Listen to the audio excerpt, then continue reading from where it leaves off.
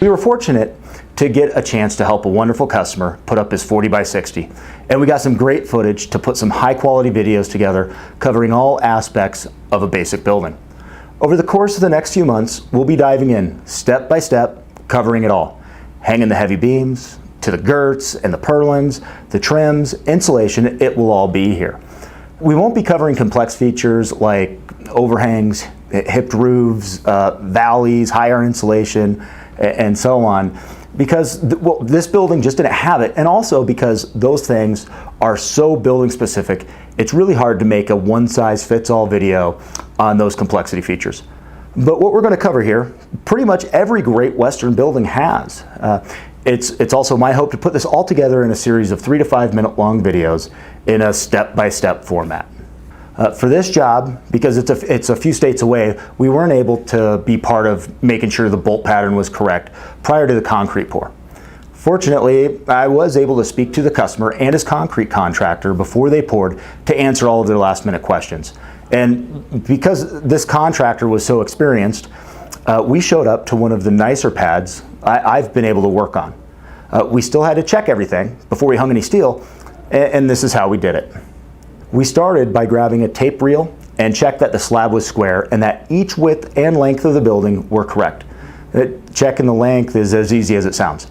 We grabbed a tape measure from the top of the concrete notch on all 4 sides, simply to make sure that we had 2 40-foot widths and 2 60-foot long sides. I don't remember exactly what we had here, but it was within 1/8 of an inch, so the tolerance requirements were well met.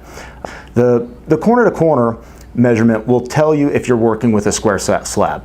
On a 40 by 60 like this, I'd say 1/4 inch is good enough not to worry about it. But here we were a little bit better than that, so we moved on to checking the bolts themselves. First, we checked the main frame bolts.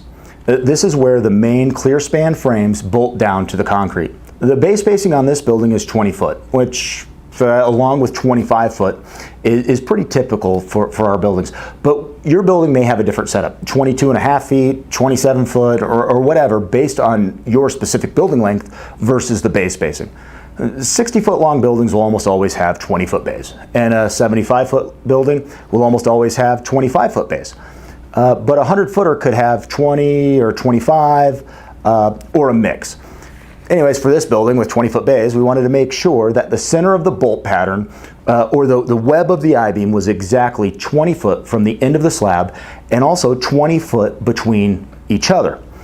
We then did this for the other sidewall, and then we verified the hold line.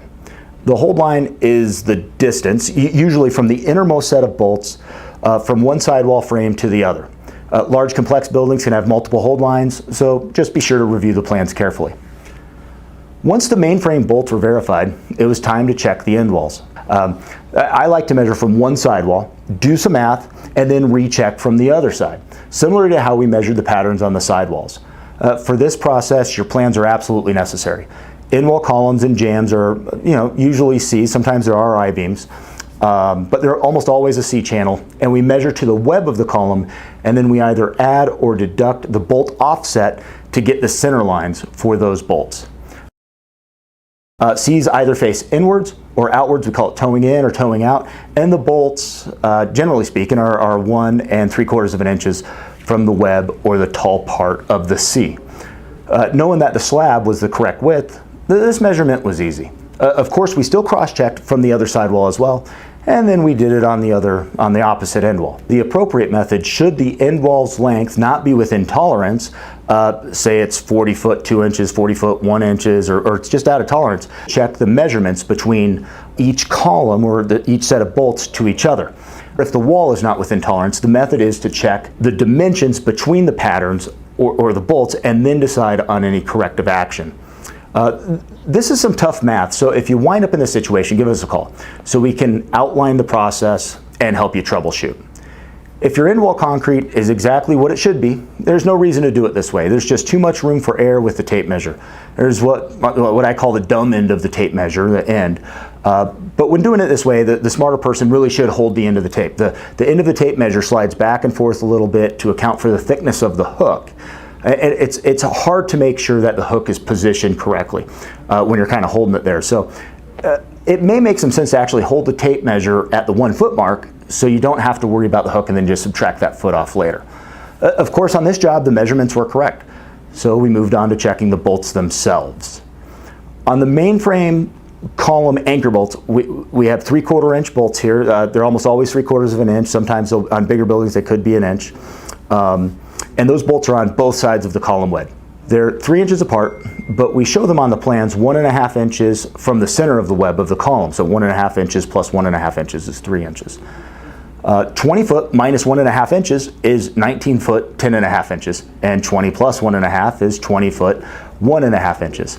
I'm sorry if this is remedial, but it's an easy thing to miss, and I've accidentally measured to a bolt at 20 foot.